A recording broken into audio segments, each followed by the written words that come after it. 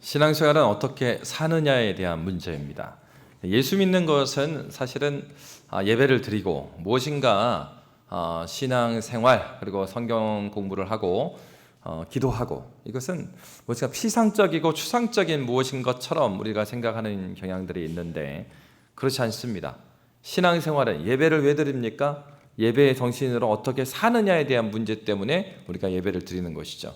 그러므로 여러분, 예배는 우리가 함께 모여서 공적으로 함께 모여있는 예배가 있고, 그리고 이렇게 예배자로 주께 나와왔으면 예배의 삶이 있을 때 그 예배가 온전해지는 거예요. 예배의 시작은 지금 예배당에서 시작했죠. 그러면 예배가 언제 끝납니까? 12시에? 아니면 10시에? 예배는요, 우리의 삶에서 마침표가 이루어지는 것입니다. 그래서 우리가 일주일의 삶이 우리의 예배가 되는 거죠. 그런 측면에서 그리스도인들은 예배로 사는 것입니다. 그래서 신앙이라는 것은요, 뜬구름 잡는 그것은 신앙생활이 아닙니다. 그러니까 주일날 이렇게 한번 나와갖고 앉아 있는 것, 그리고 이 일주일에 1시간 앉아 있어서 내 신앙이 변화될 것이라고 생각하면 그것은 착각입니다. 여러분, 사실 여러분이 이렇게 이곳에 앉아 있고 예배드리는 거 하나님께서 귀하게 받으십니다. 그런데요, 우리의 삶이라는 것은 어떻게 바뀌어갑니까? 우리의 삶은요, 하나님 앞에서 살아가는 몸부림 가운데 바뀌어가요. 그래서 우리가 신앙생활 할 때 어떻게 사느냐에 대한 문제라고 했는데, 우리가 종종 그런 생각을 합니다. 나는 오랫동안 교회를 다닌 것 같은데 내 신앙이 어떤 변화가 없는 것 같다, 이런 생각을 하게 되는 거죠. 그렇게 된 이유는 크게 3가지 이유가 있습니다. 첫 번째로는요, 자신의 신앙의 성장이 없을 때 진지하게 고민해 봐야 될 것은 내가 인격적으로 예수 그리스도를 만났는가. 그러니까 명목상 이 땅에서는 그냥 교회 나오면 교인이라고 불러주잖아요. 그걸 말하는 게 아니라 내가 이 교회에 나와 있다 하더라도 하나님 나라의 백성인가 하는 겁니다. 무슨 얘기냐면 홍콩에서 쭉 살잖아요. 그러면은요, 7년 동안에는 거기에 퍼머넌트 영주권을 주지 않아요. 근데 7년이 되면은 영주권의 자격을 줍니다. 그러니까 7년 동안 그러면 세금을 안 내는가? 똑같이 세금 내거든요. 근데 세금 내더라도 아무 권한이 없어요. 그냥 외국인일 뿐입니다. 그러면 이제 영주권을 딸 때 선택하는 곳이 있어요. 선택하는 곳이 뭐가 있냐? 너 투표에 참여할 거냐 말 거냐? 그거 물어본단 말이에요. 그런다 하더라도 이제 지금은 이제 중국령이 됐기 때문에 중국 같은 경우에는 외국인에게 자국의 시민권을 아예 안 주잖아요. 그렇게 하더라도 영주권이 있다 하더라도 그들은 외국인이에요. 그러니까 이 얘기를 하는 겁니다. 내가 교회에 나와 있다고 해서 그가 하나님 나라의 시민인가? 그건 다른 얘기예요. 그러니까 여러분이 오랫동안 교회를 나왔음에도 불구하고 신앙 성장이 없다. 그럼 원인은 첫 번째, 내가 예수를 만난 적이 없으면 성장이 안 되죠. 태어난 적이 없는데 어떻게 잘합니까? 그러니까 그건 불가능한 일이에요. 그러니까 그런 경우에는 무엇을 위해서 기도해야 될까요? 주님, 나를 만나 주십시오. 인격적으로 그리스도 예수를 깊이 만나 주십시오. 여러분의 영혼을 위해서 기도하셔야 됩니다. 그리고 이제 두 번째 같은 경우에는 그렇게 인격적으로 예수님을 만났어요. 그러니까 예수님 만났음에도 불구하고 내가 영적인 성장이 없는 것 같아요. 이제 그런 이유는 이런 경우입니다. 그러니까 화분에다 씨앗을 심었는데 이 양분이 부족하거나, 아니면 지난번에 말씀드린 것처럼 양분이 너무 많아요. 그래서 웃자라거나. 무슨 얘기입니까? 영혼이 자라가기에 충분한 하나님을 아는 경험이 됐든 지식이 됐든 그 무엇이 부족하거나 없을 때의 문제예요. 그거는 열심히 교회에 나오셔서 예배를 사모하고, 그리고 교육자들을 귀찮게 하시면 됩니다. 그래서 자꾸 가갖고 부목사님에게, 전사님에게 성경 이렇게 펴면서 이거 모르겠단 말이에요, 알려주시오, 막 귀찮게 하세요. 그러면 그 교육자들한테 좋아요. 교육자들도 전에 만나지 못했던 성도가 나타난 거예요. 그러니까 항상 말씀을 이제 붙들게 되지 않겠습니까? 그러니까는 두 번째는 내가 우리의 신앙이 성장하는데 필수 요소는 말씀이거든요. 그러니까 말씀을 제대로 알지 못해서 성장하지 못하는 경우가 있습니다. 근데요, 대부분의 경우에는 이제 두 번째 같은 경우에는 그래도 우리가 성장하고자 하는 마음이 있는 경우니까 좋습니다. 근데 가장 문제가 되는 것이 뭐냐? 세 번째는 말씀도 알고 교리적 지식도 있어요. 근데 세 번째 문제 뭐냐? 훈련되지 않은 거예요. 그러니까 머리로만 아는 거야, 머리로만. 그러니까 막 그 역사와 전통을 자랑하는 교인이야. 그래가지고 딱 전도하러 갔을 때 만났던 청년이 하는 얘기가 자기한테 복음 안 전해도 된대요. 그래서 왜 그렇습니까? 딱 물어보니까는 자기는 자기 그 할머니, 그 증조 할머니가 선교사님한테 직접 복음을 받았대. 한마디로 이런 거죠. 너 같은 어린애가 전하지 않아도 그 오리지널이라 이거예요. 선교사님한테 우리 가문은 직접 복음을 받았다. 자기는 예수를 안 만났어요. 그런 경우. 그러니까 오랫동안 신앙생활하고 내가 예수를 만난 경험도 있어요. 그런데도 불구하고 하나님 말씀도 알아요. 근데 머리로만 아는 거예요. 훈련되지 않으면 안 되는 겁니다.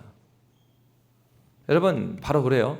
그 운동이라는 것은 굉장히 어려운 거예요. 사실은 잘 보면 운동을 매일 하시는 분들은 뭐 그렇지 않겠지만은 저처럼 이제 운동을 하려고 하는 사람들 하고 있습니다. 하고 있는데 하려고 하는 사람은 운동이 되게 힘들어요. 왜요? 운동만큼이나 자기를 쳐야 되는 일이 없거든요. 먹는 것도 조절해야 되고 그 다음에 꾸준한 시간에 꾸준하게 몇 킬로 이상 막 걸어야 되고 막 이런 것들 있잖아요. 그러니까 아무리 지식적으로 그래 어디 한 20분 뛰고 그런 다음에 그때부터 지방이 태워져 그러면서 그때부터 근력 운동을 하는 거야. 뭐 머리로 알면 뭐합니까? 나가질 않는데. 바로 그런 경우예요. 세 번째는 무엇인가 아는 것 같은데 신앙생활에 있어서 자기를 훈련시키지 않는 경우 안 자랍니다. 목사, 장로, 권사 돼서 안 자라요. 주었다 깨어나도 잘할 수가 없어요. 오히려 오랫동안 자라지 않은 것은 어떤 상태예요? 병든 상태입니다. 목사인데 병들어 있는 거예요. 장로인데 병들어 있는 거예요. 자기 신앙생활을 아주 잘 점검해 봐야 합니다. 결국은 우리의 신앙생활은 어떤 것입니까? 어떻게 사느냐의 문제이기 때문에 그러면 여러분 내가 적극적으로 하나님 앞에서 살려고 할 때 그러니까 운동을 적극적으로 하려고 할 때 마음대로 운동하면 몸이 망가집니다. 그러니까 운동도 자기 몸에 대해서 잘 알고 운동을 해야 돼요. 자기가 그렇게 과격한 운동을 할 때가 아닌데 너무 그리고 자기 몸무게가 그 운동을 하면 안 되는 상황인데 예를 들어서 저 같은 상태 현재 저 같은 상태 여러분이 보시기에는 괜찮아 보이지만 이게 다 옷이 가려주는 겁니다. 근데 저 같은 상태에서 크로스핏과 같은 과격한 운동을 하면요 관절이 다 나가요. 몸무게가 많이 나가니까. 이럴 때는 그런 운동을 하면 안 돼요. 그러니까 자기의 상태를 잘 알고 자기에 맞는 운동을 해야 되겠죠. 그러니까 마찬가지입니다. 그러니까 신앙생활을 할 때도 자기의 상태가 어떻느냐 하는 것을 잘 알고 거기에 맞춰서 일을 하려면 운동을 하려면 그리고 신앙의 훈련을 하려면 어떻게 되겠어요? 내 상태를 잘 알고 그리고 구체적인 어떻게 살아야 되느냐 하는 지침을 잘 알아야 되는 겁니다. 바로 오늘 성경은 그 얘기를 하고 있어요. 신앙생활은요 거룩하게 산다, 신앙생활 한다 하는 것은 여기 앉아가지고 다 여러분 여기 앉아 계실 때는요 아름다워 보이고 다 괜찮아 보입니다. 그래서 제가 청년 후배들한테 항상 이런 이야기를 해요. 그 형제 자매를 딱 볼 때 저 교회에서 보는 모습이 그 자매의 제일 아름다운 모습이니까 그 이상을 기대하면 안 된다. 근데 그 가장 아름다워 보이는 그 모습에서도 문제가 있다. 그러면 빨리 다른 사람 놓고 기도해라. 그러니까 지금 우리 이렇게 앉아있을 때는 누가 여기서 막 화를 내고 누가 그럽니까? 근데 이제 이런 상태인데도 예배 시간에 졸고 앉아있고 막 그런다. 그러면은 이건 뭐 형제 자매들이 잘 생각하세요. 여기 안들이 이부들이나? 그러니까 여러분 우리가 서로 이 주일날 한 번 보는 거 일주일에 한 번 보는 거 여러분 그러니까 우리는 굉장히 그 다 연극 영화과예요. 그래서 하나님 앞에서 연기를 되게 잘해. 그래서 이렇게 예배 드릴 때는요 진실로 사는 것처럼 해요. 근데 진짜 모습은 언제 나와요? 애들이 알죠, 애들이. 아빠 설교할 때 되게 내가 힘든 거 알지? 아빠 집에서 안 그러잖아. 설교할 때 왜 그래? 야, 그렇다고 내가 집에서 하듯이 설교하면 되겠냐? 여러분, 그거죠. 우리의 삶에 있어서 이 예배 드리는 것은요, 우리에게 자극을 줄 수 있어요. 그리고 깨닫게 해주시는 은혜가 있죠. 그러면 우리는 구체적으로 내 삶 가운데서 예배 가운데 깨닫게 해주신 그 문제를 가지고 씨름을 해야 합니다. 그게 훈련이죠. 그 삶에 대한 훈련이 없이는 아무리 제자 훈련을 받고 예배를 드리고 무슨 40일 기도하고 특별 새벽 기도한다, 안 변해요. 내가 궁극적으로 그 문제를 가지고 하나님께 몸부림치는 삶이 없는 이상 잘할 수가 없습니다. 오늘 본문은 바로 사도가 그 얘기를 하고 있는 거예요. 바로 데살로니가 교회를 향하여서 데살로니가 교회가 현재적으로 구체적인 신앙생활에 있어서 꼭 다뤄야 될 문제를 순차적으로 지금 다루고 있는데, 오늘 이제 4장부터 끝으로 하면서 하시는 말씀을 보면은 첫 번째는 성에 대한 얘기입니다. 우리 성에 대한 얘기고, 두 번째 이어지는 얘기는 경제 생활에 대한 얘기예요. 그리고 이제 세 번째는 죽음에 대한 얘기입니다. 사실 이것은 당시 배경이 좀 있습니다. 그러니까 당시의 배경 가운데서 그리스도인의 삶, 그리스도인 삶에 가장 영향을 많이 미쳤던 것 중에 하나는 성생활에 대한 얘기였어요. 그리고 두 번째는 경제 문제였어요. 그리고 세 번째는 죽음에 대한 얘기였습니다. 여러분, 사실 이 문제들은 오늘날도 이렇게 멀리 떨어져 있는 얘기는 아닙니다. 특별히 오늘은 첫 번째로 성에 대한 얘기를 우리가 나눌 텐데, 사도는 이런 얘기를 권면하고 있습니다. 우리 1절과 2절 말씀 우리 함께 읽도록 하겠습니다. 함께 읽습니다. 그러므로 형제들아, 우리가 끝으로 주 예수 안에서 너희에게 구하고 권면하노니 너희가 마땅히 어떻게 행하며 하나님을 기쁘시게 할 수 있는지를 우리에게 배웠으니 곧 너희가 행하는 바라 더욱 많이 힘쓰라. 왜냐하면 우리가 주 예수로 말미암아 너희에게 무슨 명령으로 준 것을 너희가 아느니라. 아멘. 여러분, 사도는 지금요 복음을 모르는 사람한테 말한 거 아니에요. 아까 성장하지 않는 경우에 첫 번째 경우가 아니란 얘기예요. 왜? 왜냐하면, 이게 이제 원어에는 왜냐하면 있습니다. 근데 한글 번역에는 없어서 써놨어요. 왜냐하면 우리가 주 예수로 말미암아 너희에게 무슨 명령으로 준 것을 너희가 아느니라. 무슨 얘기입니까? 사도 바울이 지금 한마디로 자기의 라떼 시절 말하는 게 아니에요. 자기 썰 풀고 있는 거 아니라고요. 사도가 주는 이 권면은 2절에 왜냐하면 누구로 말미암아 준 거래요? 주 예수로 말미암아 너희에게 무슨 명령으로 준 것을 너희가 아느니라. 지금 사도가 이 한 얘기는 그 얘기라는 거예요. 너희에게 전해줬던 말씀이 있는데 그 말씀 내가 해준 얘기인데 내 말이 아니고, 이거 누구 말이라고요? 예수 그리스도의 말씀이다. 예수 그리스도의 말씀으로 너희를 지금 권한다는 것입니다. 근데 그 내용이 1절에 보니까 권면하는데 너희가 마땅히 어떻게 행하며 누구를 기쁘시게 할 수 있는지요? 하나님을 기쁘시게 할 수 있어요. 그러니까 신앙생활의 아주 핵심을 말해주고 있는 거예요. 신앙생활을 왜 합니까? 나 주님의 기쁨 내기 원하네. 여러분, 이거 굉장히 중요합니다. 오늘 성에 대한 얘기도 나왔지만은 우리가 가정생활을 하고 우리는 욕망을 가지고 있죠. 식욕도 있고 성욕도 있고 여러 가지 욕망을 가지고 있단 말이에요. 그런데 모든 욕망이 나쁜 것은 아니에요. 왜? 주님을 추구하고 주님을 더 알아가고자 하는 욕망, 이거 거룩한 욕망이죠. 그런데 죄된 인간은 하나님께 허락하신 이 거룩한 기능, 이 욕망을 자기의 욕구를 채우는 걸 위해서 사용한단 말이에요. 그러니까 이게 문제입니다.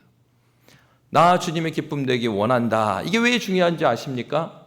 신앙생활이 성장한다라는 것은 우리 자신에게 물어봐야 돼요. 내가 기뻐하는 게 뭔가? 내가 즐거움을 느끼는 게 뭐냐? 근데 예를 들어서 어떤 사람은요, 먹는 거에 즐거움을 느끼는 사람도 있어요. 그분들은 진짜 이렇게 좋은 데 가서 드셔야 됩니다. 그냥 뭐 먹을까? 그럼 뭐라면 이렇게 말씀하시는 분이 있어요. 목사님, 저는 아무나 잘 먹습니다. 아무 데나 가죠. 굉장히 힘들어요. 아무 데나 가자. 어디 가자는 얘기인가. 근데 어디 갈까요? 그러면 목사님 오늘은 왠지 제가 회를 먹어야 되겠습니다. 시원하잖아요. 고민할 필요 없죠. 오케이, 회 갑시다. 근데 회를 가도 이런 분들은요, 뚜렷하게 먹고 싶은 회가 따로 있어요. 그리고 이분한테는 그러면 어떻게 집사님 뭐 알고 계신 식당 있습니까? 그 목소리를 기다렸습니다, 목사님. 자, 양림동으로 가시죠. 이렇게 탁 바로 나온다. 이분은 뭐에 굉장히 열심히 있어요? 먹는 데에 있어서 굉장히 이렇게. 그러니까 여러분, 우리가 살아갈 때도 바로 그런 것이죠. 신앙생활을 해 나갈 때 하나님 앞에서 우리가 하나님을 기쁘시게 한다라고 했을 때 우리는 각자의 그 욕망이 있는데 여기에서 중요한 지점이 이겁니다. 내가 너무나 먹는 데 있어서의 강한 열망을 갖고 있는 사람이에요. 근데 그 강한 열망을 하나님을 위해서 절제할 수 있느냐 없느냐, 그거 물어봐야 됩니다. 어떤 분은 축구 이야기만 나오면 막 머리가 쓰고요, 막 이렇게 몸이 떨린대요. 너무나 막 좋아가지고. 제가 아는 목사님이 그래요. 그 막 속으로 성경 공부를 하다가도 누군가가 축구 얘기를 하면 갑자기 귀가 다 들린대. 이렇게 복도에서 누가 축구 얘기를 했는데 다 귀가 열려 들린대요. 그럼 내가 영적으로 성장했다, 신앙에 성장했다는 얘기는 내가 너무 하고 싶은 거예요. 근데 그걸 주님의 영광을 위해서 절제할 수 있고, 주님이 원하신다면 내가 그것을 어떨 때는 금식도 할 수 있는. 나는 회를 너무 좋아하지만 그 식당이 여는 시간이 우리 구역 모임 시간이네. 주님의 영광을 위해서 회를 줬고 구역 예배하러 가는 거예요. 우리의 신앙이 성장했다는 얘기는 그겁니다. 보통 우리가 신앙생활 처음 시작할 때는 어떻게 시작합니까? 내 마음의 욕망이 추구가 안 되니까 이렇게 살고 싶은데 이게 안 사라지니까 이 문제 때문에 신앙에 가까이 오는 경우가 처음에 우리 모습이에요. 그런데 복음을 깨닫고 나오면은 어떻겠습니까? 우리의 그런 욕망들이 바뀌게 돼요. 이 얘기가 아닙니다. 내 욕망은 이대로 살아 있어요. 이쪽으로 가고 싶어요. 근데 내가 교인이니까 이렇게 살아야지. 이것은 아직 나 주님의 기쁨 되기 원하는 애가 하나가 되지 않은 상태예요. 내 욕구는 욕구대로 살아있는 것이고 주님의 뜻은 여기 있는 경우, 그런 경우는요, 인간적인 절제로 이거를 계속해서 잠재워 놓을 수가 없습니다. 그게 불가능해요. 그런데 내가 은혜를 깨닫게 되면 이 내가 회를 먹는 것보다 하나님을 만나는 예배가 너무나 소중하구나, 내가 살고 죽는 건 여기 있구나. 그러면요, 이 하나님을 기뻐하시는 것 아래에 이 많은 욕망들이 가지런하게 줄이 세워집니다. 중요한 건 예수를 깊이 사랑하게 되면 사랑하는 그 하나님의 순서, 그 우선순위가 바뀌게 되는 거예요. 이것을 내가 경험하지 못했다면 아직 어린아이 같은 신앙이에요. 그렇습니다. 바로 이 얘기를 하고 있는 거예요. 사도는 딱 그 얘기를 합니다. 모든 논의를 하기 이전에 무슨 얘기를 했어요?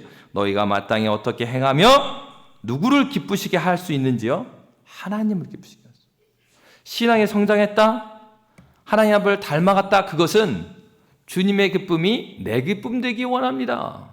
그것이 진정한 나의 기도의 제목일 때 그것이 그의 신앙이 성장해가는 시작인 것이죠. 바로 그것을 구체적으로 바울은 이렇게 말하죠. 3절의 말씀에 보면 그 내용, 마땅히 하나님을 기쁘시게 하는 삶이 뭔가, 그것을 한 단어로 표현해주고 있어요. 우리 3절 말씀 함께 읽겠습니다.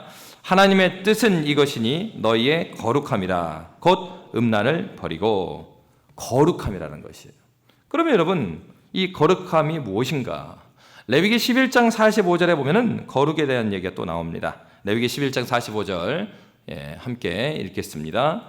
나는 너희의 하나님이 되려고 너희를 애굽 땅에서 인도하여 낸 여호와라. 내가 거룩하니 너희도 거룩할지어다. 아멘. 하나님이 거룩하시니 너희도 거룩하라. 여러분, 거룩함이라는 것은 구별해 놨다는 것이에요. 그래서 거룩이라는 것은 배타적입니다. 하나님께서 구별해 놨다는 것이니까 구별해 놓은 것이 있고 구별해 놓지 않은 것이 있어요. 배타적으로 하나님께서 구별해 놔서 다른 용도로는 사용할 수 없는 것, 그것이 거룩이에요. 그러니까 저와 여러분을 하나님께서요 먼저 부르셨어요. 구별해 놓으신 거예요. 그냥 하나님께서 우리 편 모여라 그냥 심심해서 이렇게 모아놨다고요? 아니요. 하나님의 구원의 계획 가운데 뚜렷한 목적이 있으셔서 여러분을 불렀어요. 그것이 거룩이에요. 그러니까 다른 용도로 쓸 수가 없어요. 하나님의 사람은 거룩한 구별된 목적으로 쓰임 받기 위해서 구별해 놨어요. 이게 중요한 것입니다. 거룩이라는 건 하나님께서 특별하게 목적이 있게 부르셔서 구별하셔서 그 용도로만 사용할 수 있게 하신 것입니다. 그러면은 우리에게 있어서는 그렇게 볼 수가 있고, 하나님에게 대해서 거룩함이라는 건 뭐냐? 하나님의 거룩함이라는 것은 완전함을 말합니다. 그래서요, 하나님은 존재적으로도 완전하세요. 완전하신 분이요, 흠이 없으세요.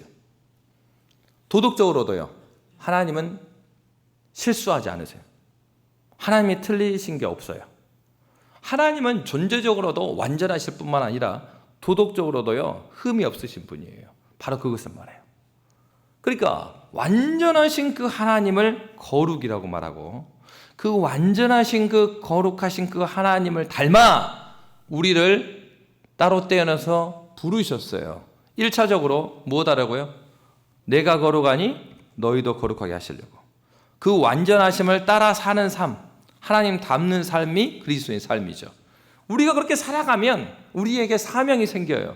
어떤 사명입니까? 우리가 하나님을 닮아간 것처럼 주님을 알지 못하는 자들도 주님을 알아갈 수 있도록 우리가 그 목적에 맞게 우리의 삶이 사용되어지는 것, 그것이 거룩한 삶이에요. 그러면 무엇입니까? 여러분, 아무리 이 세상에서 서울대를 나오고 그리고 막 그 아주 높은 지위에 올라가고 그렇게 했는데 하나님 나라의 질서를 세우는데 아무런 역할을 하지 않아요? 그러면 거룩한 사람이 아니에요. 정치를 하고 기업인을 하고 그렇게 하고 본인이 뭐 장로고 집사여도, 여러분, 우리가 정말로 진실하게 기도해야 될 것은 하나님께서 많은 은혜를 주셨으면 많이 책임을 묻는다고 그랬거든요. 아니, 안수집사 장로가 그렇게 정치인 중에 많아요. 근데 공의와 정의를 부르짖는 사람이 없어. 그냥 자기 당에 따라서 움직여. 그 하나님 나라와 상관이 없죠. 이분들이 되게 재밌는 것이, 이 선거 때 가까우면은 여러 교회를 다녀요. A라는 교회 안수집사 나오는데, 아니 선거철만 되면 이 교회 갔다 저 교회 갔다 막 인사는 막 다니는 거예요. 이게 과연 하나님 앞에서 구별되어서 거룩함으로 이 땅 가운데 하나님 나라의 질서를 거룩하게 드러내기 위해서 사는 것인지, 아니면 거룩한 하나님을 자기의 용도에 맞게 사용하려고 그런 것인지, 이거 아니잖아요. 자기가 하나님을 사용해 먹으라고 그래요. 내가 하나님 앞에 도구가 되어야 되고, 내가 하나님 앞에 하나님께서 정하신 그 용도만 맞게 쓰임 받는 거, 그게 거룩인데 그렇게 안 산단 말이에요. 다 신앙인의 모습이 아니죠, 사실은. 그냥 적당히 해가지고 안수집사, 뭐 장로 이렇게 하면은 자기 선거할 때 투표 많이 받으니까 그냥 어디 주는데 그럴듯한 교회 가서 대충 한 다음에 이렇게 안수받고 막 그런단 말이에요. 이것은 하나님 나라하고 아무 관련이 없습니다. 물론 그럼에도 불구하고 하나님께서 각 사람에 대한 계획이 있기 때문에 그렇게 했다 하더라도 하나님께서 특별하게 그를 만나주시는 지점이 있어요. 그건 부인할 수 없어. 그러나 그런 마음으로 신앙생활을 하는 것은 하나님 나라와 아무 관련이 없다. 그러면 우리는 고민해야 될 게 그겁니다. 내가 그러면 그리스도인이라면, 하나님이 거룩하시니 우리도 거룩함으로 불렀다고 한다면, 그러면 나의 부르심이라는 것이 구체적으로 하나님 나라와 어떤 관계성을 갖고 있는가? 그걸 고민해야 돼요. 내가 지금 직장 생활하고 내가 학교 다니고 그리고 내가 이 일을 하고 내가 아이를 키우고 그럼 이 일이 하나님 나라와 어떤 관계성이 있는가? 그게 거룩의 핵심이에요. 여러분 그렇습니다. 그 중에서도 가장 중심이 되는 성에 대한 얘기를 오늘 본문이 말하고 있습니다. 서론이 너무 길었네요. 벌써 50분이에요. 예, 빨리 한번 해보도록 하겠습니다. 첫 번째로 말한 게 거룩함이다 한 다음에 첫 번째로 말한 게 사도가 곧 음란을 버리라 이렇게 말했습니다. 여러분 당시에 이 음란의 죄는 굉장히 그냥 개인적인 문제, 오늘날 그렇게 생각하잖아요. 성생활에 대해서 우리는 개인적으로 생각을 합니다. 그러나 여러분 사실 그 당시도 그렇고 지금도 그렇고 더 이상 성에 대한 얘기는요 한 개인의 문제가 아닙니다. 왜 그렇습니까? 오늘 본문에 보면은 모든 불법적인 성행위를 종합적으로 잘라내라 이런 얘기거든요. 그래서 오늘 본문에 보면은 데살로니가 교회는요 로마 시대 자체가 힘이 지배하던 시대였어요. 그렇기 때문에 성적으로 매우 문란했습니다. 그래서 어느 정도냐면 이 귀족들 같은 경우에는 힘 있는 자들은요 그 아내하고 잠자리 하는 걸 굉장히 터부시했어요. 아내는 어떤 사람이냐? 아내는 누구예요? 애들의 엄마야. 그 자기의 성생활은 자기가 원하는 누군가하고 해요. 그러면서도 그때는 노예제도가 있었던 당시이기 때문에 노예로 잡혀오면은요 남자가 됐든 여자가 됐든 밤마다 굉장히 괴롭힘을 당했어요.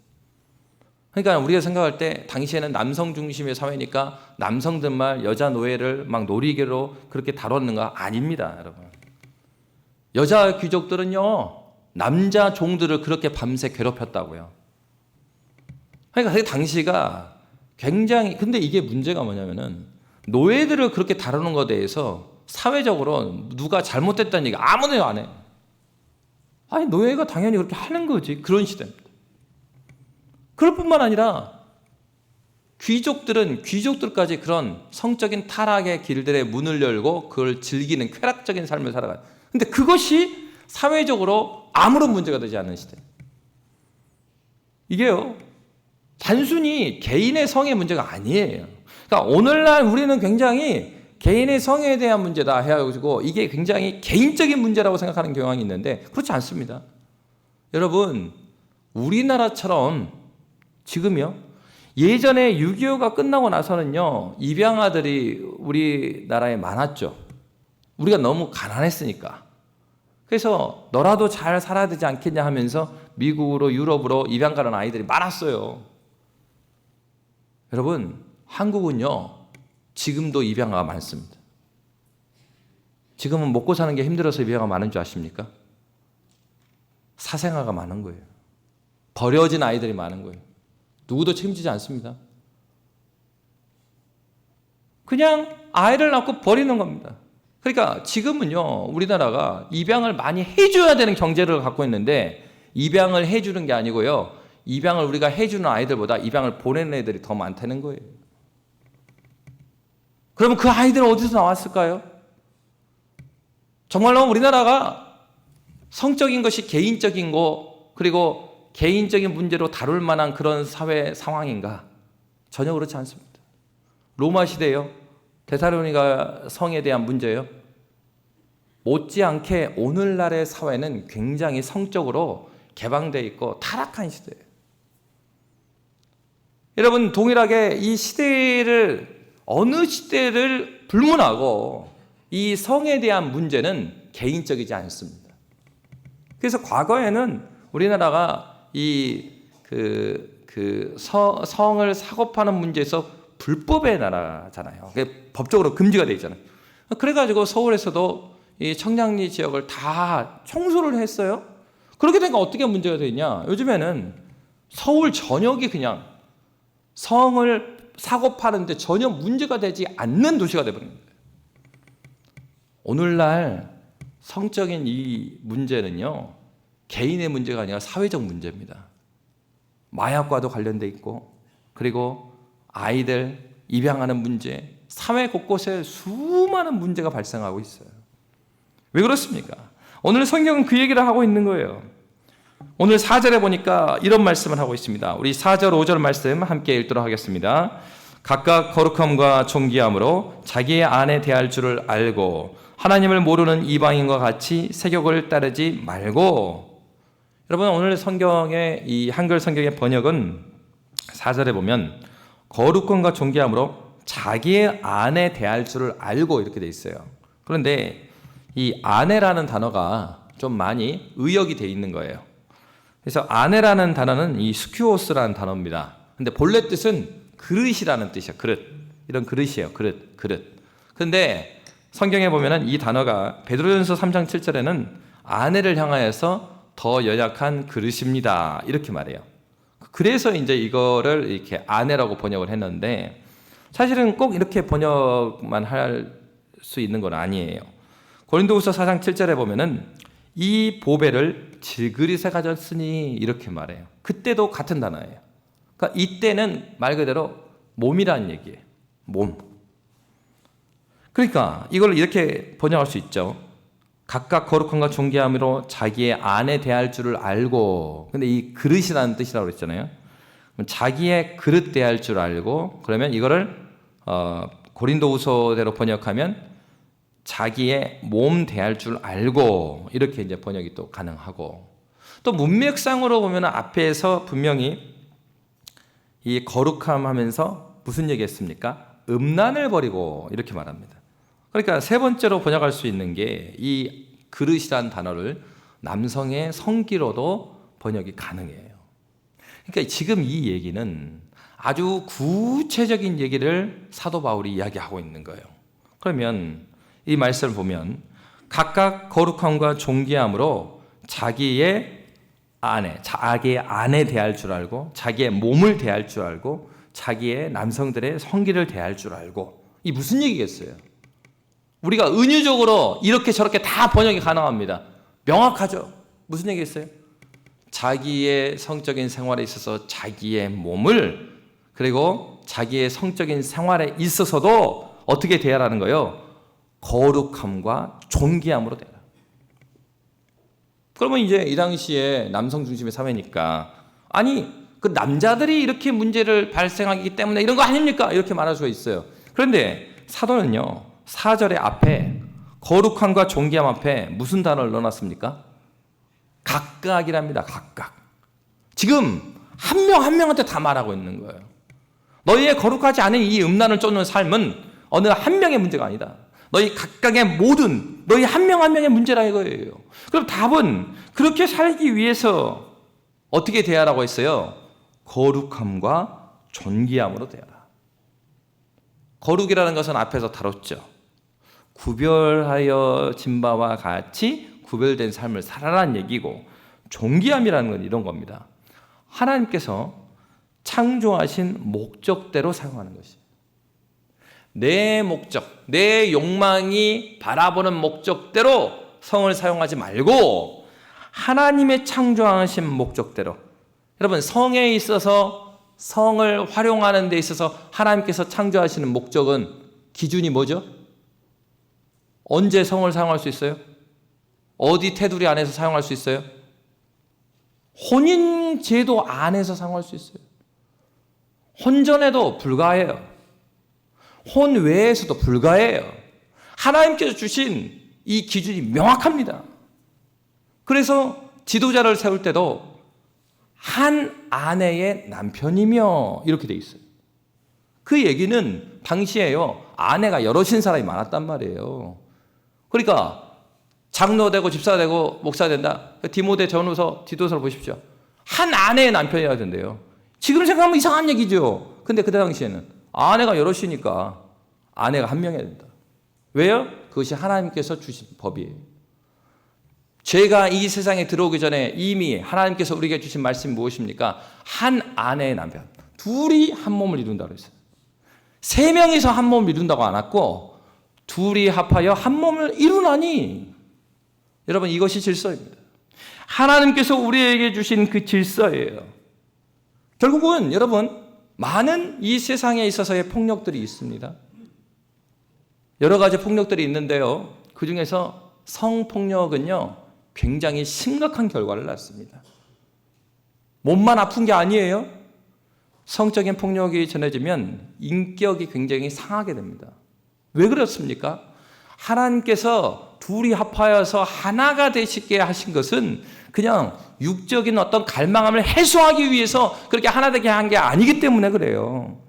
두 사람이 한 몸을 이룬다는 것은요, 창조의 목적과 관련되어 있어요.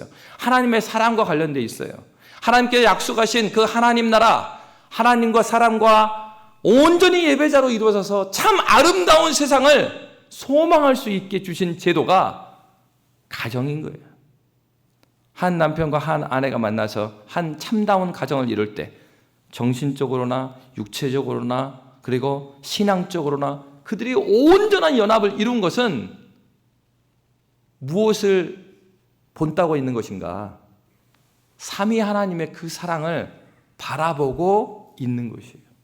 그래서 여러분, 그리스도인들은 혼인 예배를 드리는 겁니다. 마음대로 세레모니하고 결혼하는 거 아니에요.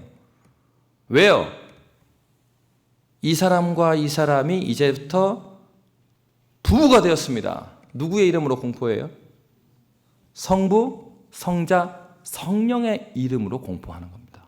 무슨 얘기예요? 삼위 하나님의 그 사랑이 이 땅에서 그 사랑을 볼 수 있는 두 가지 기관을 만들어줬어요. 그게 뭐냐? 가정과 교회예요. 가정과 교회의 의무는 바로 그것입니다. 삼위 하나님의 사랑이 무엇인지를 현실적으로 보여주는 공간이 바로 가정과 교회인 거예요. 그렇기 때문에 여러분, 가정을 이룰 때도 삼위 하나님으로 공포를 합니다. 교회에서 목사, 장로, 권사, 집사 안수 줄 때 누구의 이름으로 안수 줘요? 뭐 예수 지금 답을 다 말해줘요. 삼위 하나님의 이름으로, 성부, 성자, 성령의 이름으로 세례를 주더라. 여러분 세례도 그렇게 받는 거예요. 여러분 교회에서요, 성부, 성자, 성령의 이름으로 세례를 받고 그 다음에 안수 집사가 되고 권사가 되고 목사가 될 때 이거 잘 기억해야 돼요. 우리가 그냥 임직하는 게 아니고요. 임직은 다시 말하면 그리스도가 교회를 사랑함과 같이 하나님, 삼위 하나님의 사랑을 증거하는 자로 세워지고 있다는 사실이에요. 그런데 중직자가 교회 안에서 싸우고 분란을 일으킨다? 하나님, 삼위 하나님의 사랑을 깨트리는 것의 증거자로 살고 있는 거예요. 교회는 이런 면에서 진리와 성령으로 하나 되어야 되는 것이죠. 왜 가정이 중요합니까? 이 가정을 통하여서, 이 부부를 통하여서 가장 친밀한 연합이 무엇인지를 이 땅에서도 우리가 경험토록 해주셨어요. 내 욕망의 도구로서의 남편과 아내가 아니에요. 그럼 결혼하면 안 돼요. 그런 식으로. 그러니까 가정이 깨지는 거예요. 왜? 내 마음에 안 드니까. 그래서 사람들이 이혼할 때 가장 많은 이유가 성격 차라고 이야기하잖아요. 그 가정사역 하시는 분들이 이야기해요. 10명의 커플 중에, 이혼하러 온 10명의 커플 중에 성격이 맞는 사람은 1명 정도 있대요. 부부는 원래 성격이 안 맞습니다. 그래야지 다른 사람이 만나서 하나가 돼야지 그 하나됨으로 인하여서 야, 정말 이 하나됨이 무엇이구나. 나한테 없는 거를 아내가 채워주는 거 아닙니까? 그런데 성격이 달라서 이혼한대요. 결혼이 뭔지 모르는 거예요. 여러분 그렇습니다. 이 결혼 제도를 통하여서 부부가 사랑하는 모습을 통하여서 정신적으로, 영적으로, 육체적으로 하나가 되는 그 모습을 통해서 그들은 그 하나님 나라의 그 기쁨, 하나님께서 우리와 함께 하시고 우리가 예수와 연합된 것이 무엇인지를 이 땅에서도 바라보고 누릴 수 있도록 우리를 부르셨어요. 우리의 성은 바로 그것을 위해서 사용하는 거예요. 우리의 정욕과 욕망을 위해서 사용되는 것이 아닙니다. 그러므로 그 당시에 어떤 일이 일어났습니까? 그것을 깨트리니까 이게 가정의 문제가 될 뿐만 아니라 사회의 문제가 됐어요. 그래서 6절에 이렇게 말하고 있습니다. 6절 말씀 함께 읽도록 하겠습니다. 이 일에 분수를 넘어서 형제를 해하지 말라. 이는 우리가 너희에게 미리 말하고 증언한 것과 같이 이 모든 일에 주께서 신원하여 주심이라. 아멘. 아주 세게 말씀하신 거예요. 이게 개인의 성의 그 문제를 넘어서는 문제죠. 왜요? 이 문제 때문에 누구를 해하고 있었다는 거예요? 형제를 해하는 거예요. 정욕에 대한 문제 때문에 형제에 해를 가하고 누구를 죽이고 이런 문제가 사회적으로 발생한 거예요. 그거 하지 말라는 거예요. 왜? 오늘 본문에 이 모든 일에 주께서 무엇해 주신다고요? 신원하여 주신다. 이렇게 세게 나온 곳이 없습니다. 성경에서. 이게 무슨 얘기냐면 하나님께서 복수하신다는 얘기예요. 여러분이 기억해야 합니다. 인간적으로는 이 세상에서는요, 이혼을 하고 그럴 수 있어요. 그러나 성경에서는 하나님의 언약이 깨트려지지 못한다고 그랬어요. 하나님이 복수하신다고 합니다. 기억하셔야 합니다. 하나님은 그냥 졸고 계시는 분이 아니에요. 우리를 이렇게 부르시고 그렇게 부르신 이유가 있어요. 그러나 하나님 나라의 질서가 무엇인지, 하나님 나라의 참 회복이 무엇인지, 그리스도와 연합이 무엇인지를 이 결혼 제도를 통하여서 우리에게 보여주신 것입니다. 음란은 개인의 문제가 아닙니다. 이 문제를 성경은 가벼이 다루지 않았습니다. 여러분 기억하십시다. 우리의 부르심은 무엇인가? 우리 7, 8절 말씀 함께 읽도록 하겠습니다. 하나님이 우리를 부르심은 부정하게 하심이 아니요 거룩하게 하심이니 그러므로 저버리는 자는 사람을 저버림이 아니요 너희에게 그의 성령을 주신 하나님을 저버림이니라. 아멘. 거룩한 삶은 구체적입니다. 성경은 혼인제도 안에서 성을 사용하고 그것을 통하여서 하나님 나라의 기쁨이 무엇인지를 누리기를 원합니다. 여러분, 하나님께서 부르신 바대로 저와 여러분의 삶을 바울이 로마서 12장에서 말씀하신 것처럼 우리의 무엇을 드려서 산 제사로 드리라 그랬어요? 너희 몸을 주께 드리라. 저와 여러분의 몸을 하나님께서 받으시기에 합당한 거룩한 산 제물로 드리는 저와 여러분이 되시기를 주의 이름으로 축원합니다.